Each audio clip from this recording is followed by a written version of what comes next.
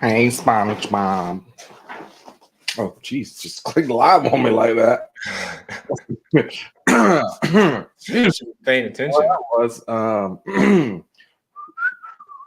all righty. So, thanks everybody for joining us. That is a weird start to a NASCAR podcast. Okay.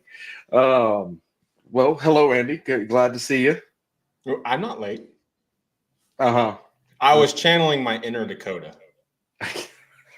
Oh, great. We're gonna have connection. God bless America, and gentlemen, start your engine!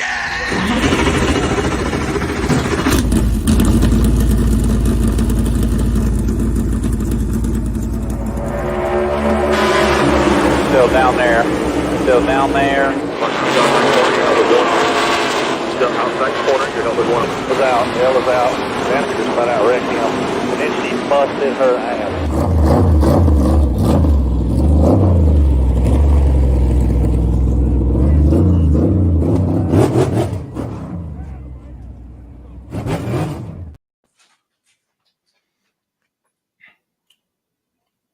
Are You you said something frozen? about I'm connection fixing problems? your nose.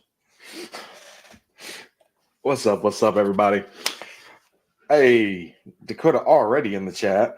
Daddy Dakota. He is here. What's up, brother? What's up, brother? Ooh, you got us on the Instagrams. I gotta flip over to that real quick. I forgot to do that. Oh, man, get your shit together. I'm behind on the time, man. I showed up Oh, late turn and it down. you're still behind. Volume down, volume down. I was not anticipating it. I couldn't get it set up right. What's up? What's up? What's up? All right. So we got a Sonoma recap episode. Got a little bit of exciting factor. The most exciting part about this whole thing. What's up, William? The most exciting thing about this whole thing, I think, has to be that Kyle Fox's Larson. time for this year is finally done. Oh, yeah, that too. Just the tranquility that is already over my body. Yeah. It's finally a good start to the NASCAR season. Finally going to be a good start. Hopefully we have some actual videography. I think this one had to set a record for worst camera selections ever. It was pretty far up there. I absolutely loved the part where Larson and Reddick were fighting for the lead off of pit road, and they just cut to a whole another camera. Just they didn't even know what was going on. Well, when they cut to the other camera, it wasn't even cars racing in that camera. And then they cut to another one, and there were still no cars racing in that camera. They finally got to one where they could see the back end of a car. But So it seems like it's every race, Fox is like that. Dude, it is insane. And they have that little thing that you can do at the museum downtown Charlotte, the whole Hall of Fame and all. You can act like you're the camera person and select the cameras that need to show what on the race. Really? Yeah. I don't remember that. You just see that? It's right by the pit crew challenge.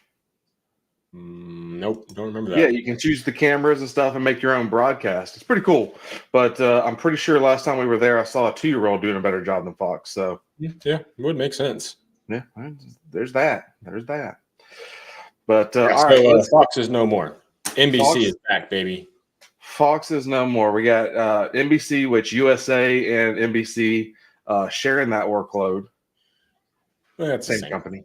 Yeah, same company. Same. Yeah. What's up, David? How's it going, buddy? But I'm pretty excited for that. Hopefully, we can finally get some good stuff. The sad part here, though, Junior won't be in the booth with him.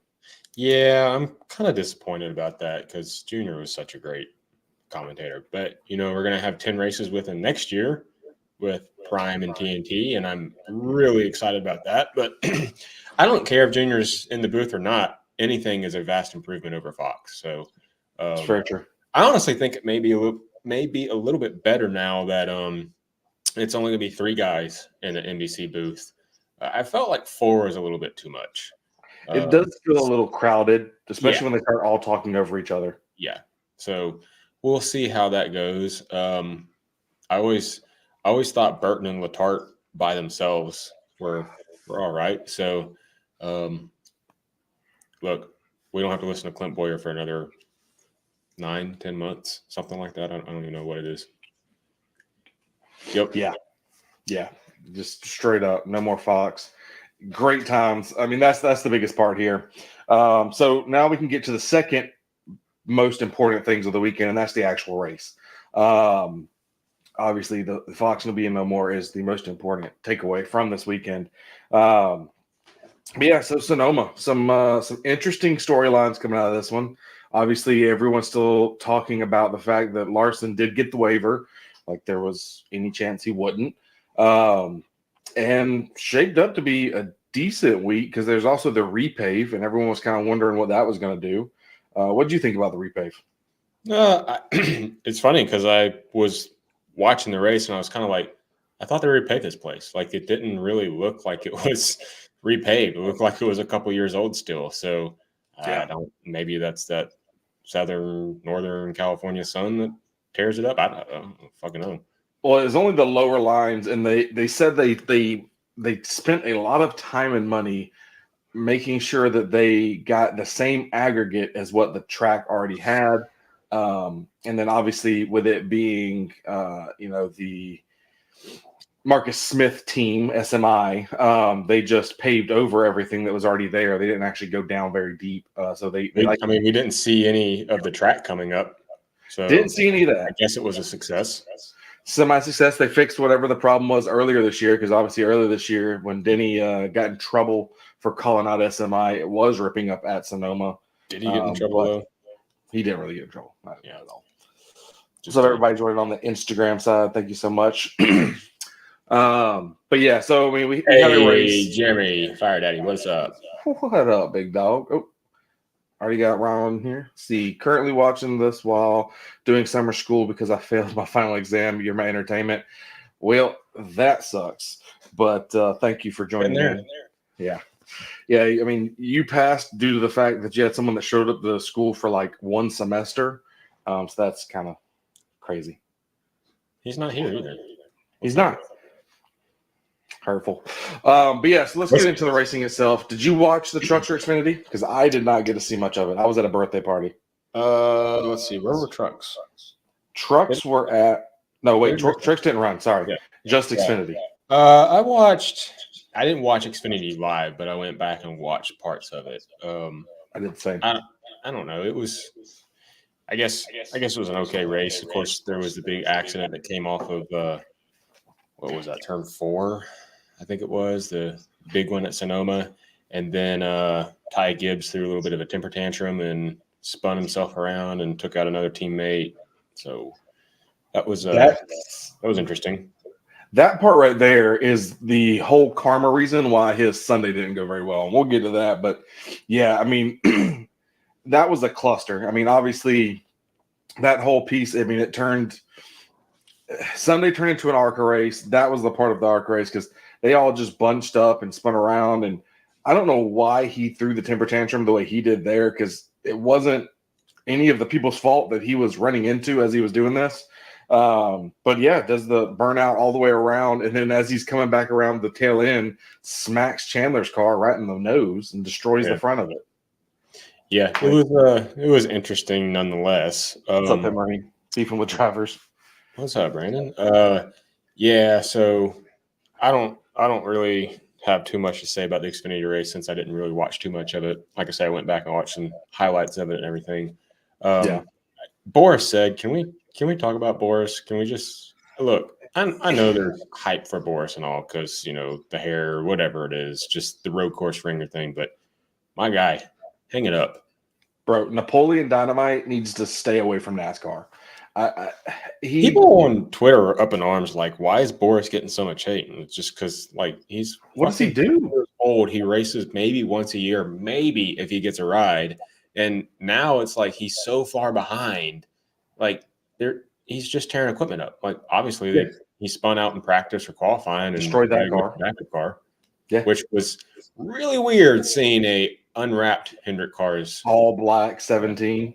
Yeah, it was weird. Definitely weird. I don't know why he keeps getting that ride. He's got to have a bunch of money behind him. Obviously, that's how everything kind of works nowadays. I think it's a publicity thing. It's got to be publicity. It's got to be because like he does not drive well. Every time they hype it up, they're like, "All right, he's going to do great," and he gets out there, and every single time he didn't even do much like in his road course ringing career, anyways. Like, what did he win? A couple Xfinity races way back in the day. Yeah, what 20 years ago? No, not that long, right? 10 to 15. That up. I don't even remember anymore. Like that's how much I don't know about Boris because he's not noteworthy. Like it'd be different if it was something else, like a Jeff Gordon came back and was running. Like that'd be awesome. But a Boris said, plus Yeah, every but I time mean, they even say if his Jeff name, came back, I guarantee he would run just as bad as Boris. probably he'd run. I mean, he'd run just as bad as Jimmy and everyone else that comes back. But That's let's not see. saying a lot. Our JGR engine's going for cheap now. I think I can start a race team with it. They're not every year. It feels like JGR has some of the worst luck when it comes to mechanical failures. Every single year. Did you listen to Actions Detrimental? I did. This was not the same issue as Christopher Bell. This was a bottom end issue, not a top end issue like it was for Bell.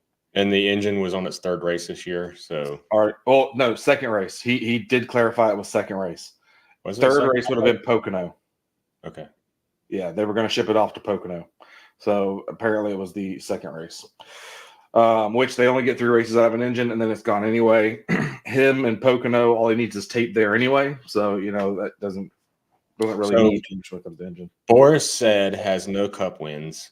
He has 1 Xfinity win in 2010 and 1 truck win in 98. So 12 years. What's the hype? 12 years. I don't know. Almost 20 years for the truck side. I don't get why Boris is so talked up. It just doesn't make any sense to me. He got wrecked. Well, Jeremy got wrecked towards the end, killed our race. Yeah. Unfortunately, it turned into bumper cars like always. Montreal in 2010 is what Boris won. If I'm being honest, though, the all-black car was cool. It's different. I don't know if it was cool, but it was definitely different. It felt weird rooting for an all-black car when it came to, I mean. But it wasn't even all black. It was carbon fiber. It was carbon fiber. Yeah.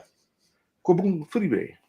There was something they were saying, though, like it had to do with like the rules or whatever. Like they weren't allowed to wrap the car because it came. I don't know. There was something I read. There was like a ruling that they weren't allowed to have the car wrapped. Well, isn't it like normally they have to have like a base wrap already on them, and then they can't touch on top of that? And no, I think the Xfinity they're not allowed to have the car wrapped. I don't know. I don't really pay attention too much to backup cars in Xfinity. Well, like Allgaier wrecked last weekend at Portland, and he had Circle, I think it was, as the primary, and then when he went to the backup car, it was Celsius. So I don't know. Interesting. Didn't know that. Didn't even pay attention. Ronald Gardner. Is it just me, or did Michael McDowell and MTJ have to freaking fight for them top spots, and they had to drive the wheels off? I mean, at first I thought Martin Truex was going to get knocked out early. He got involved in that little scuffle with, I believe, Gibbs. Was that the Gibb one? He got involved. He either got involved in the Gibbs one, or he got involved in the Josh Berry, Eric Jones one. McDowell. No, MTJ, Martin Truex. It was early in the race. I can't remember which one it was. The Josh Berry one. It was the Josh Berry one. So I thought his day was going to be over, but they did really well. Their strategy was awesome. McDowell was in a wreck as well. He the Austin Cindric Stenhouse one, was it? Don't forget, that's a playoff driver. Put some respect on the name. Can we talk about Austin Cindric real quickly? Because, like, remember when he was in the Xfinity Series and he was, like, touted as one of the greatest up-and-coming, especially road course drivers? Mm-hmm. And then he gets to the Cup Series, and I expected him to do very well, especially in this IMSA-type car, because he's got experience with racing, sports cars. Yeah. And he hasn't done anything. And then qualifying shows up this weekend, 2 Penske cars, Blaney and Logano. Logano gets the pole. Blaney qualified like 3rd or something like that. And Cindric qualified like 28th. Yep, back to regular season fashion. What's the deal? So, yes, it's a wasted playoff spot. I don't know. I don't get it at all. It doesn't make any sense, but they did good enough last race. That's all it takes is to be good enough. That's the way this system is set up. All you got to do is either get lucked out when it comes to a Daytona or a super speedway, Talladega, Atlanta, or just be the third best car, and one car blows an engine, one car runs out of gas, and hey, there you go. Now you're a playoff driver. Yep, pretty much. Just be third best. That should be inspiration for all you at home. Be third best. Uncle Chuck. Thanks for I the left money. you that pick for a reason. Yeah, you can't wrap your backup car now. Okay, so you can't. Thank you for clarification there. This Sonoma was definitely a breath of fresh air. I enjoyed the beginning of it. I know it was kind of clustery, but it at least had. I mean, last year's Sonoma was a straight up bore. Like, I'm pretty sure last year's Sonoma was the first race last year that I fell asleep during. I think if we still had the Gen 6 car on road courses, it really wouldn't matter what the cautions and everything flew as, because we still had decent racing. But I think just as an example, like Coda this year went incident free. We only had 2 cautions, and they were for the stages. I don't know. This weekend, the cautions were annoying, and I don't understand why we don't have, like, not full course, but what's the other cautions, like limited cautions or whatever it is. Like they do in some of the other track series. Like, why we always have to have full course cautions. So, like the incident with Josh Berry, where he power drove into turn 11, and all those cars got spun out and everything. There were no cars leaking fluid. There was a little bit of carnage, but it wasn't like none of the cars couldn't get going. Local cautions is what Brandon said. That's the word I was looking for. And here's the thing: they were all able to drive away under their own. They all drove away, and they waited until like the last car was sitting there to drive off to throw the caution. Yeah. So, let's just say 10 years ago, they wouldn't have thrown a caution for that. They just would have kept racing. I don't understand. I really don't understand the fact that we have why we don't have local cautions at road courses. Good to see you too, Matt. You have the problem with being Luke Combs. Just because I'm fat doesn't mean I'm Luke Combs. I'm fat with a beard. You got the Luke Combs beard going on, dog. It doesn't. It's not the same. I'm fat with a beard. Not all fat people are the same. Goodness gracious. Yeah. You're coming like a hurricane. Can't believe you wasted that spot over Josh Berry. Yeah. Wait, I missed one. There we go. Who was it wasted over? Bubba Wallace. It's all wasted. I mean, it's all wasted. I can't believe the one thing with Josh Berry's incident is I can't. They say Eric Jones got to him first, but he was going way too fast to be able to make that turn, no matter if anyone hit him or not. Like, he said he didn't even know somebody was to his right side. It doesn't. That team right now. I mean, last week they're streaky. It's really bad. It is really bad right now. Briscoe ended up having a really bad day. Had some mechanical issues. I think the highest finishing car for Stuart Haas this week was Ryan Preece, and that was 17th, I want to say. Wow, so, I mean, I hope the team's not giving up because obviously Noah, NG. I just hope they ain't giving up. They've given up, dog. Hate to tell you. Sad. If you win, it ain't a waste. It is. That is 100% a waste. So, He's are you saying that Hendrick is going to make it past the round of 16? You think he's going to make it past the round of 16? That's what I'm asking. If Dakota thinks that he's got a ways to be in the playoffs, then what? Is Cindric going to make it past the round of 16? There's no way. No. No way. Not at all. So who gets the Christmas car from Kyle first, Ricky or Ross? Oof. I'm not blaming Ross entirely for that accident. Interesting. I thought you were going to go 100% blame. Ross definitely drove it in there, but did you listen to the full episode of Actions Detrimental? I haven't finished the full bit. I am almost all the way through. So did you hear the part where he was going?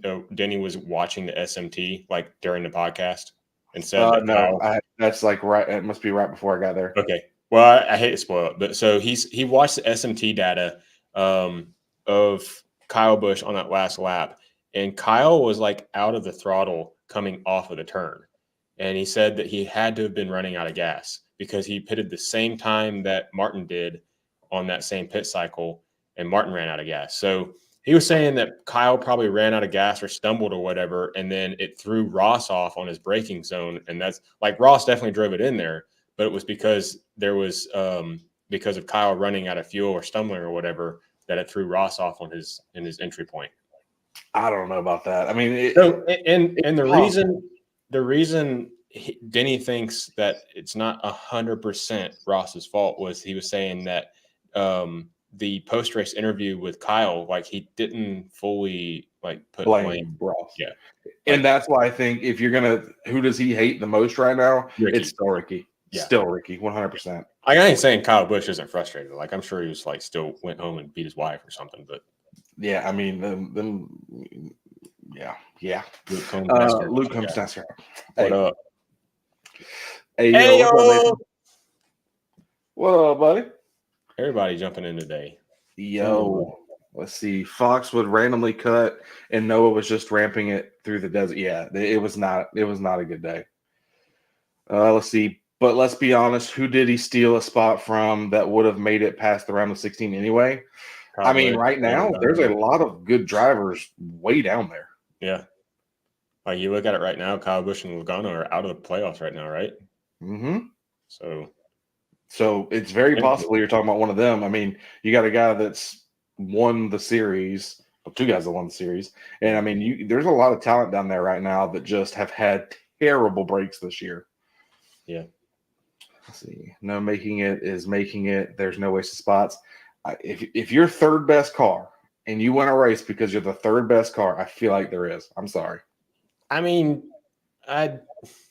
yes and no. You win a race, you make it. But like Stenhouse won the 500 last year, and he didn't do anything in the playoffs. Like he was an easy out. It's true. Say anyone that doesn't make it past the first round doesn't deserve to be there. Not necessarily. Whenever your average finish is in the 20s and you win because you were the third best car, that is what I'm saying. Personally. Yeah, I mean, me. I don't know. I hate the win you're in shit. Can't believe he made it. Insert irrelevant driver. Should have made it instead. We're NASCAR fans. That's what we do. I'm just saying, Cindric ain't going to make it past the first round. Yeah.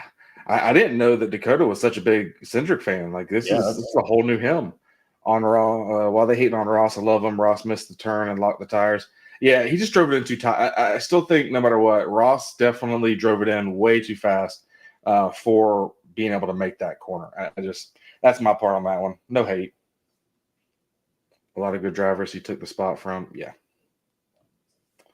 Well, they should have won already. They just might. I mean, these next two races are really good for Busch.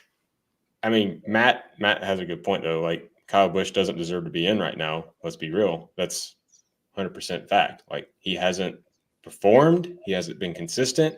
He doesn't even have it in. So, like, does he deserve to be in? No. If he wins a race, I still don't think he deserves to be in because he hasn't. What's his average finish compared to Cindric's average finish? All right. Well, I can look it up. I know Kyle's only got 2 top 5s this year. How many top 5s does Cindric have? 1. Probably. That's because he won that race. Yeah. So who deserves to be in more? Like I just that's my point there. Like I don't. It's not that I think that Cindric's terrible. You can't take someone whose average finish is somewhere in the high teens to low 20s, and then he wins because he's the third best car, and go, this person 100% deserves to be in the playoffs. Hold on. He made it. He would have made it without the 500 win. So, like, Cindric is 18th in points. Suarez is 19th in points. Does Suarez deserve to be in?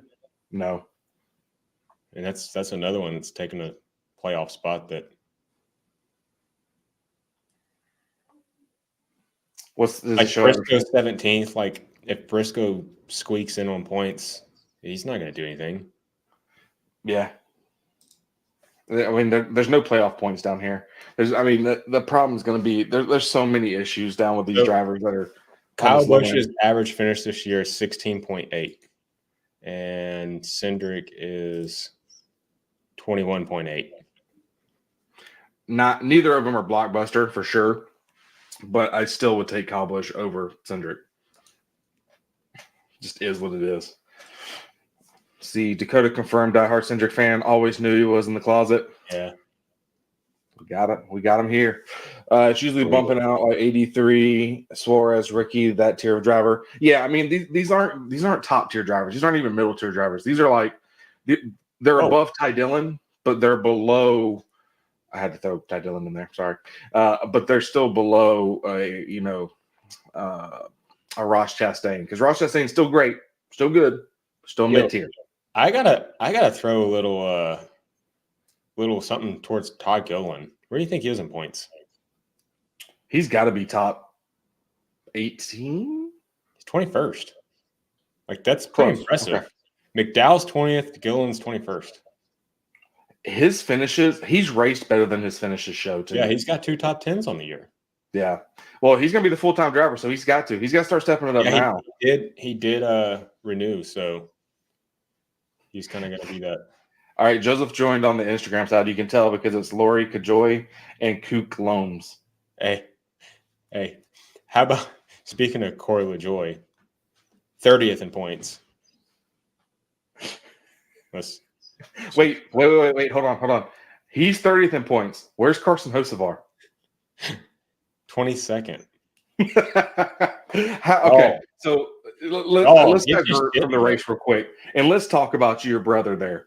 So, is he on the hot seat now that his finishes are worse than the rookie who was in the car that couldn't find a top 20 last year? I don't know. Probably no. And if that happens, does stacking pennies start turning into stacking tissues? Or does he step down into a different series? Or will it be he just wasn't in good equipment? Will it be the Haley Deegan type approach? Corey ain't stepping down. I can tell you that. They said that Corey wanted he wanted a teammate to push him. Well, he's got that now, so he's gonna have to step it up for sure. Like Zane Smith, he's 34th.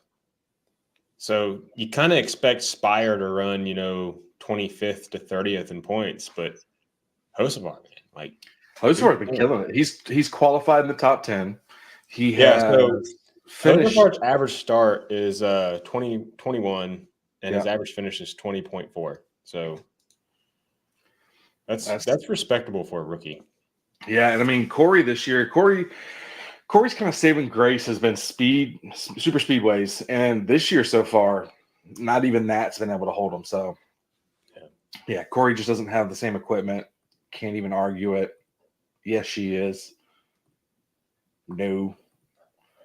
Stacking job applications. That's true. Stacking towels at Bed Bath & Beyond. Sorry, you need to take that? I mean, no, that was an alarm. I got to turn that shit off. Bitches get money. Oh, that alarm. Okay. Yeah. I also think we shouldn't downplay Carson's skill. Excited for his career. Yeah, 100%. And I'm super happy of how this has turned out so far for him, because I was one of those that was really, really worried about how mature he was going to be in these cars, knowing what he was doing in Truck Series, because he was meant to be running around. So what? He's been minding his P's and Q's. Like he's has definitely not rubbed anybody wrong. I haven't seen him do anything, egregious on the track. He's going to be like one time this year. He's going to make some mistakes. Yeah. And I mean, Spire, in my opinion, I think Spire is only going to get stronger. I don't know what's going on with the fact that the 77 car, same car that Ty Dillon drove last year, is now performing the way it is with Corey. I don't know if there were some funding changes. I would imagine Corey has more funding, but yet Chili's is one of his sponsors and they're filing bankruptcy. So I don't understand how that works either. And so I don't know if it's just money getting spent around, or it's the team. They're just finding better ways to get that car tuned for Carson, because he's definitely got the talent, but I didn't think he was that much better than Corey. Yeah, I mean, I think there's a couple things going on there. I think definitely Spire as a whole has stepped up their games. Yes, so I'm a little surprised that Corey's running worse than Carson. I mean, it's not a good look. So yeah, Chase is there. I don't think we should be sleeping on him at all. Every year, like even last year, when it comes to him not making it, obviously, he has usually some of the best point finishes when it comes to race by race. He's consistent. Super consistent when it comes to getting those stage points. So, I mean, he can definitely do it. I mean, it's not out of the atmosphere for him to get 50 stage point or 50 total points in a race. Like he can make up a lot of points really, really fast. He qualifies decent, and he runs up top. Chase has got 8 top 10s on the year, 6 top 5s, 136 laps led. Like he's definitely going to have to pump those numbers up to be in more contentions to win races. Yeah. Average start is 12th. Average finish is 9.5. But here's the big thing: like he's finishing races, 0 DNFs. Larson's leading the points with 2 DNFs. Denny's got 2 DNFs. Reddick's got a DNF. Does Larson's DNF include Coke 600? Who? Does the Coke 600 include in his DNF now, since he technically didn't even start? Larson? Yeah. No. So does that give him a 0 when they average things together? I mean, it just says that 30, he just says that he has 15 starts compared to everybody else's 16. Okay. I wasn't quite sure how that metric worked. I was just thinking about that because I've never in my lifetime that I've been paying attention have we had a driver miss a race like this. Yeah. No. I mean, yeah. Gotcha. Let's see. It's showing running truck or Xfinity. Both isn't needed. Drive one and move up. Yeah. I mean, you can't really argue against it. The trucks are more like the Cup cars, but the Cup cars are so vastly different. But the Xfinity cars have the better racing. So it's very different. But I think the biggest thing is right now, when you think of Truck Series or you think of Xfinity Series, you have some names in Xfinity Series. Truck Series, like they've farmed most of it out now. Like there's not much there. You got Heim, you got the old names like Crafton, but unfortunately, being that's my guy in trucks. He doesn't finish very well anymore. There's not a lot of big names there. You got Ben Rhodes, who's been there for a while. He's always holding it down. I mean, you got some people there, but it's not like Ben Rhodes is Sanchez. Yeah, Ben Rhodes is going to be like the Allgaier of Truck Series. Trucks. Well, it'll be like the Crafton of Truck Series. Be there forever. Yeah. Good funding. And got a ton of funding. And was it Dakota? I think Dakota said something like, "What's up with these guys? Going straight from trucks to Cup Series and skipping Xfinity Series." Somebody said that, and it's kind of like, what is the point of running Xfinity Series when the cars are so different? Like, there's the only thing you're going to learn is like actual racecraft. But I don't. It was me. Yeah. See, I tune in. I know these things. These things stick. So we watch. I don't know. I think that, like for Hocevar, obviously it's paying off. Yeah. I don't. Zane so far not, but I think Zane's equipment. I think because he's a borrowed driver, I really think they're just giving him status quo. I really think that's what's wrong with Zane. I think I said something last week about that. It's a track house like affiliated team or car, but it's still Spire. It's still coming out of Spire. It's a Spire team and everything. Yeah. But like the rumors are that Heim's going to go to 2311 potentially next year if they get this third charter. Like, so he's just going to skip. He's just going to skip the Xfinity Series. Like, it might be a good idea. So that's changed a little bit from some grumblings. So if Martin Truex retires, it's possible Heim could go there as well. It sounds like he does stay in a Toyota, but from what I've understood, from what I've been told from a couple friends, they don't want an inexperienced driver in the 19. Joe Gibbs wants to be more of not fresh series person. It wants to be someone that's already in the series. But 2311 obviously wants to get up, and Toyota really likes Heim. So that's why I still think that's probably the best bet for it. But we can't rule out the fact that he might take Martin Truex's spot, or hopefully like a Noah. He's got the Bass Pro Shops. We talked about that last week. Noah in 3 different manufacturers in 3 different years. 3 different manufacturers, 3 different years. That'd be a hell of a T-shirt. Yeah. You guys should do an episode about why, for whatever reason it is, on why it's not working out for Haley Deegan. She's got talent, but it's like a mix of bad luck and just asinine strategy. So they pulled her, apparently, I saw this on Twitter. Don't know if this is true. So what? I heard this too. I didn't read into it, but I heard about it. Okay. So apparently it was said that she was pulled off the track during the race because she was going to finish last anyway. If that's true, that team just needs to go ahead and sell that car. They should be ashamed of themselves. Get out of the sport. There is absolutely no way that you tell that to a driver or a team. Like, that is insane. I'm hoping that's not actually true. I saw the tweet. I think if I was Haley, I would have been like, fuck you, I'm going to finish this race. Well, she was back out there. She did come back out because I saw the car in the very back of one of the incidents towards the end. So I don't know. That's why I'm like, I'm not sure if this is actually true. But I think Dalton had put it in our group chat. And I was like, that's crazy if it's true. He's cleaned it up, but I hope he gets better equipment soon so he can drive like an a-hole again. That's more fun. I think bar out there on the same track. Lord. I think next year it's gonna be a lot different than it is this year. All right, Nathan, we get it. You know the truck racers. Jesus. Give me.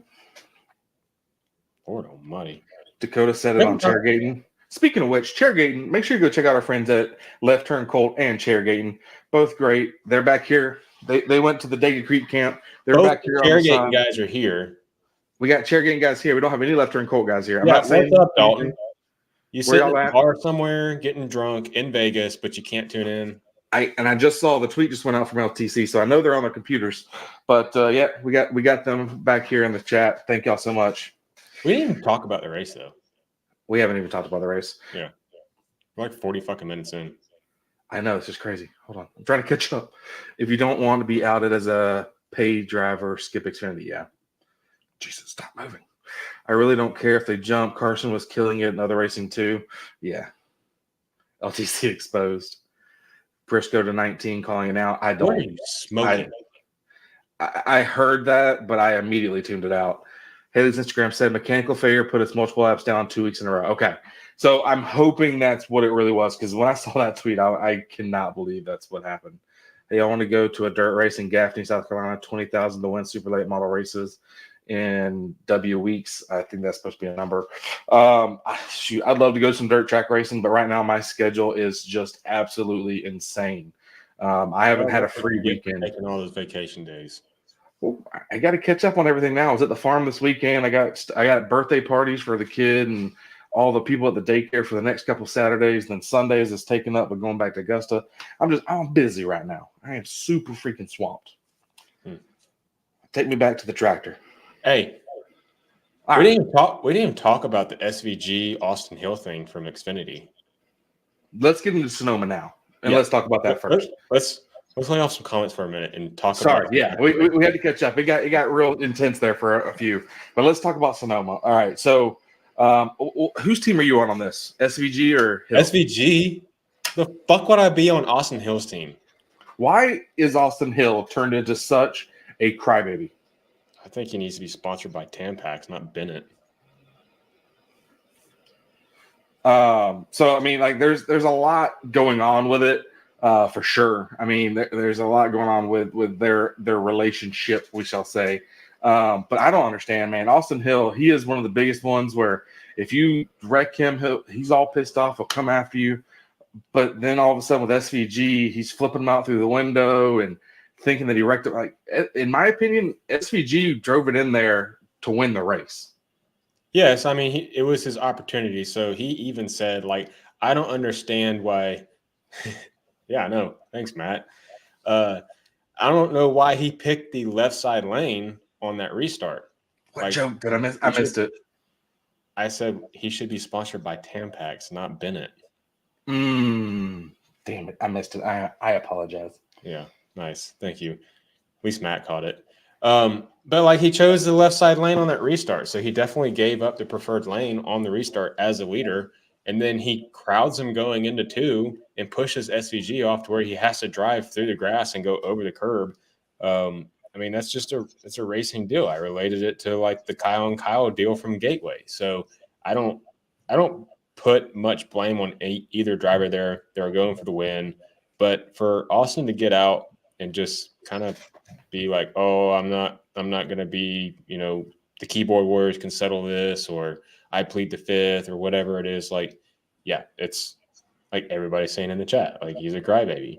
Like only races he can win seems like are super speedways, and because he only gets to race at 3 of them a year or 4 of them a year, And I want to say, Austin Hill is a good racer. He is a great driver, but he's also been doing this for a long time. And I think we're starting to see why he hasn't been able to make the step to Cup. Obviously, we know that he wants to stay with RCR, but I think there's more to it than just that. I think some people are starting to see into him because, I mean, as a person, probably a great person. He's a Georgia Dog fan, so he's already got some love there. But you can't be a crybaby about these things. Like it's one of those things where, you need to back it up on the track every week and leave it there. Don't sit there and cry about it every week, week in, week out of how someone's doing you wrong and all this. You can't Corey LaJoy everything. Yeah. I mean, like Nathan said, he's hypocritical. He's entitled. Yeah. It's kind of how I feel about it. 100%. Can't be mad at someone wanting to win a race. You can't bitch when someone does the same thing you've done to others to win a race. 100%. And like the thing is like he took out SVG at Coda. So it's kind of the pot calling the kettle black. You know what I mean? Like that's how you're racing hard into 2 and squeeze them, and then you get knocked out of the groove and you lose a couple positions and you lose the race. Like, take it. And like, if you're gonna dish it out, take it. And here's my thing. In your opinion, at that moment, who had the stronger car, SVG or Austin Hill? I don't know because I didn't watch much of the race, like I said, so I can't really gauge off of that. But I mean, so I watched it back. That's the only reason I watched this because SVG was like it seemed like he was laying back when it came time because he was trying to save fuel. Because at one point he was very worried about fuel, but once they kind of figured out they were good on fuel because there was the late caution. In my opinion, SVG had the better car, so I'm sure it was going to happen. I'm sure he did, and I mean, you're going up against a road course ace, like who is probably already known to be aggressive when it comes to road course racing. Like he's going to do whatever it takes to win. So, what do you expect? Like you come in the 8 to go or something like that. Like you might as well put your elbows up and expect to be knocked out of the way. Yeah. So, and I mean, obviously SVG ends up winning the race because of it. And I think he deserves to win that race. He did an awesome drift right behind Austin Hill. Dude, I want SVG to win more races just to watch the drifting because the amount of talent it takes to do that in a car like that, to set up like that, is immense. They were talking about it on the broadcast. That was one great thing that, oh God, who was in the booth this time that hasn't been there in a while? Clint? No. Wait, what? Who was in the booth this time for Xfinity? Suarez and Logano. There was a guest one at the end too. Oh, I don't fucking know. I can't remember. But that shit was awesome. Yeah, the burnout beside Hill was gangster. Dude, SVG's victories right now are just amazing. He's got 2 wins in Xfinity now, right? Yeah. 2 wins in Xfinity, 1 in Cup. I mean, he is definitely showing that he's going to be that next driver when it comes to Trackhouse. Now he's just mad because he knows SVG is a better driver. I think he's mad because there's a couple reasons. Austin hasn't won a Cup race. Very true. I mean, he ain't lying. Put that there. Suarez and Joey. Yeah. But so SVG gets that win. Congratulations to him. Pretty decent from what I watched race when it came to the Xfinity side. So pretty excited there. Yeah, what Nathan said, like he's learning quickly at the ovals. Like I'm curious to see how he continues on. Like he's obviously got 2 wins. He's got the playoff points. He's kind of stacking them up to make a playoff run here.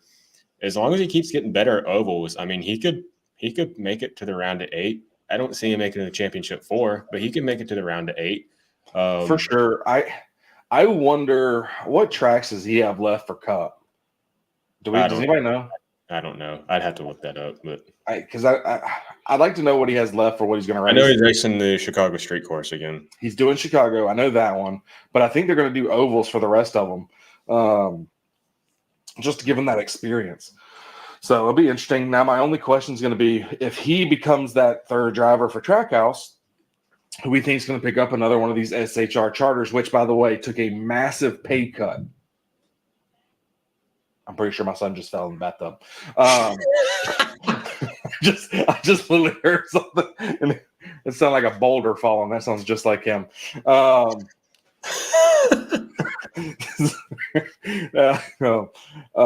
interested to see where Zane ends up in this because, I mean, it's going to be interesting. Right now, SVG is definitely showing he deserves a spot.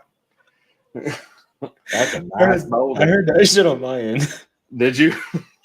I was like, damn, something just took a wall out. That's a boulder. That's probably Mason. Maybe he's pooping. It's also possible. Like father, like son. My father. My son, Mason. My son. If SVG can click on mile and mile and a half, he will be deadly. I'd like to see what he can do on some short tracks. I hope they get a short track in there for him. I don't know about deadly, but could you see him win Roval? Yes. Any road course, I think you have to say yes. Right? You have Am I to put crazy? it in fantasy, that's for sure. Oh, 100%. Xfinity. Cody, you're slipping on the picks, by the way.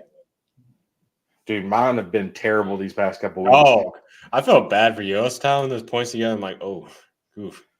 Dude, I picked Ty Gibbs because I was like, all right, he's going to come in. He's going to get the experience from Xfinity. Doesn't finish the Xfinity race. Dude, I figured it'd been a solid pick. I really did. I really thought this was going to be a good one for him. Even if it's not a win, I thought it was going to be a top 5.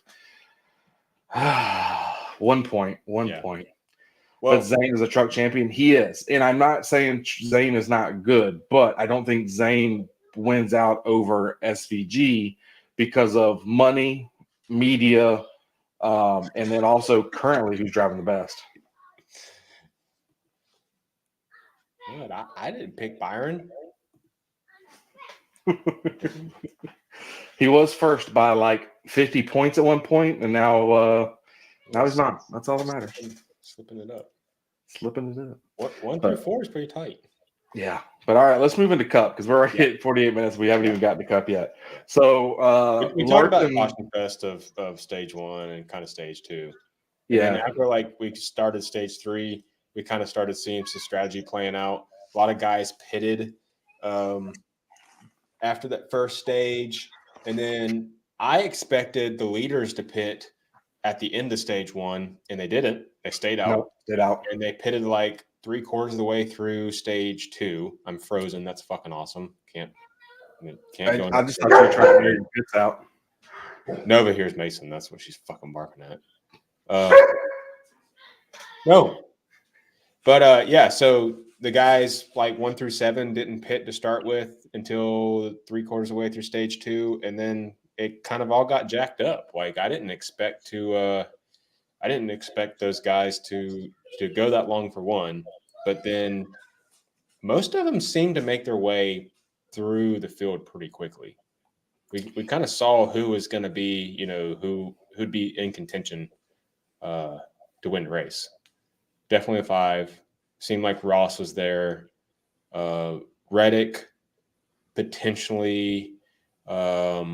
Chase. Reddick, man. Yeah. I thought Reddick had a chance, and then all of a sudden when he got beat by Larson there in that last little bit, and I understood Denny's point when they talked about, road courses, it takes a lap or 2 for those tires to warm up for you to be able to have, the fastest laps. But whenever he got passed by Larson, it was like, yeah, the race is over for him. Yeah. Yeah, no, it was interesting to see kind of, I guess, because I went into the weekend, I watched them practice and everything. and watched the qualifying and looked at the speeds and whatnot. It's like, yeah, Larson's got one of the fastest overall times and lap averages and whatnot. But like after qualifying, I was like, he may or may not win, but I didn't really feel it. I felt like it was going to still be a Toyota. And I really felt like Reddick was going to be the one to squeak out the win. I went Chase in our picks just because of the consistency we talked about earlier with him. So you want to know the sad part? My first pick was 12, but Jeremy beat me. But my first pick was 12, and originally it was 12, 5, 54. And as I was typing it, I was like, I think because he's doing both, I think Gibbs can. So I changed it to 54 and 5 being my last one. Yeah. If I would have just left it. I wanted to take the 5, and I knew if I picked the 5, I'd be like, oh, Andy's picking the 5 again. But like, I mean, Charles has picked the 11 17 times now. I know. It's hard to bet against the 5 or 11 right now. Like, I mean, you have pretty good odds of winning the weekly bets if you pick the 5 or the 11, it seems like. Yeah, they're both doing really good. So I actually had Martin on my short list too. I'm glad I didn't pick Martin, but I had Martin on my short list, and pain. I had him in my fantasy. I feel the pain. I know the pain you experienced. I watched Pocono a couple of years ago coming to turn 3 on the last lap. That's up there with Martin. Yeah, I mean that was, but talk about something that like ended up still being kind of like cool because he bumped the starter all the way to the finish line, and like the crowd sitting there cheering, go. Did you hear the like the track PA? They're like, "Come on, Martin, you can do it! Come on, Martin!" I heard the fans in the stands doing the go chant. That's hilarious. I think it's on Sonoma's Twitter page that you can hear it. The PA announcer's like, "Come on, Martin, you can do it!" It's just so funny because the guy waving the flag is probably like his arms like dying, like he's like, probably had to take a break. Got Tommy John elbow just from waving the daggone finish flag. On even tires, Martin would have been faster than Kyle at the end. I think so too. 100%. I don't think Kyle would have been able to get around Martin had they had the same tires. His strategy, just like they were talking about, his strategy was very confusing to me for the longest time watching it. And then all of a sudden there at the end, I'm like, oh. Martin or Kyle? Okay. Kyle. Yeah. I mean, I was listening to obviously the scanner and everything, so I had a pretty good idea once Cliff explained it after that last pit stop. I sat there and watched the lap times for about 2 or 3 laps. I'm like, oh shit, he's like a second and a half faster than those guys. Mm-hmm. Yeah, he's 9 seconds, 10 seconds back, and then all of a sudden he's 8 seconds, and then the next lap he's 7 seconds. He catches Kyle Busch. I'm like, oh, great. Here we go. Kyle Busch is going to give him a hard time. Kyle just waved him on by. I'm like, okay. Let him by. So this is going to be closer than I thought it would be. And by the time he got to Martin and Buescher, they were basically racing side by side. And as soon as Martin got past Buescher, Kyle got right past him too. And then, of course, Martin kind of overshot that turn and it let Kyle through. But yeah, I think had Martin been able to hold off Kyle from passing him and not overshot that corner, I think it would have been a lot closer. Oh, 100%. And I will say too, congratulations to Chris Buescher and them. Obviously, has done well at Sonoma lately, but still has not got that win. But I thought he could win it. I mean, I really think at one point that, again, if the tires would have been more equal, I really think that it would have been a battle between Martin Truex and Buescher rather than how it ended up with Larson. But congratulations to Larson because he still earned that win. Obviously, Chase pitted around the same time as him. And Chase stayed out like 2 or 3 laps longer than Larson did on that last run. Still finished top 10. And he's going to have even more of an advantage. But even Chase said in his post race, he was like, I didn't have anything for 5. Yeah, that car was definitely not as good. Yeah. But so Larson gets the win. That is win number 3 on the year. Yep. So congratulations. Obviously, if they would have taken all the wins and he had to requalify again, he would have requalified. Obviously, it's just is what it is now. Isn't it funny how that worked out? Like all this waiver talk, and then just goes out the next week. Like, imagine had he not got the waiver. Like, explain that. Like, had he not got the waiver and still wins the following week, like NASCAR would have been like, we made a mistake. We fucked up. we really fucked up. Yeah, I don't know. I mean, it's very interesting what NASCAR does sometimes, but I think they would have really been crossing their legs on that one. Yeah. But all right. So, do you got anything else you want to cover from Sonoma? RIP box. We are on. Oh my God, Luna just fucking farted like. Thank baby Jesus, the Fox is finally out of here. 2 more, and he hit his total for the year, right? Who? Yeah, Larson for 5 wins. Is that what you're saying? I don't know. Then he Elaborate while we make our picks. Yeah. So, all right. So, who you got? Let's see. We got what? Iowa. First time Cup Series has gone to Iowa. Well, in a while, right? They used to race there. No, first time Cup's gone to Iowa. Xfinity used to race there all the time. That's what it was. Yeah. So who you got? I'll let you go first. All right. So it's Joey Logano. No. I'm going with my pick because he ran the tire test and he gets a little bit a leg up. Kyle Larson. Big shocker, everybody. Yeah, big shocker. Big Kyle Larson. 2 for 2. Big shocker. I'm going with Logano. Since you didn't pick it, I'm going with Logano. Every time that we get a first track or a first thing, he wins. So I'm going with Logano. No. I hope your pick is way wrong. I hope it's way wrong too, because I don't like Logano. No. But he just gets lucky at these first timers. No. You should have gone with Bell, because Christopher Bell ran the tire test too. I think Bell's going to finish in the top 5. He's definitely going to be probably in my fantasy. Speaking of fantasy,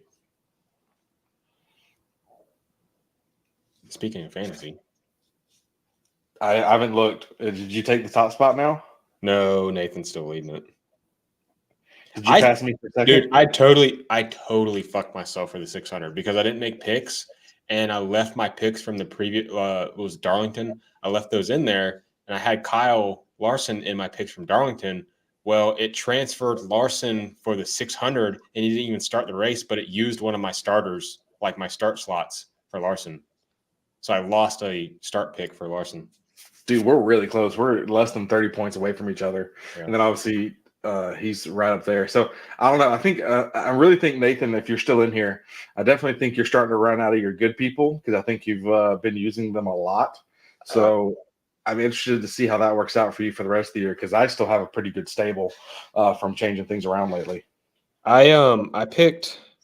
I knew this weekend was going to be an opportunity to use some guys that hadn't been used before. So I had actually picked I picked Chase, Suarez, Allmendinger, McDowell, and Bowman. And I had Byron actually in my lineup and Suarez in my garage, but I had to swap him after Byron had that accident. Gotcha. Yeah, I don't know. I gotta figure my strategy out for. I was gonna be tough, man. I think I'm gonna use the people that did the tire test. I think I'm going to use tire testers. I'm gonna use Logano just because every time we have a first time racer, I think that's good. What I don't even what's bad? I don't even remember what type of track Iowa is. It's a 3/4 mile, kind of like Richmond. Okay, so it's like it's one of the I call them the pregnant women's. What? It's a short track. So I have to see what qualifying is because that's going to kind of tell the tale there. I think.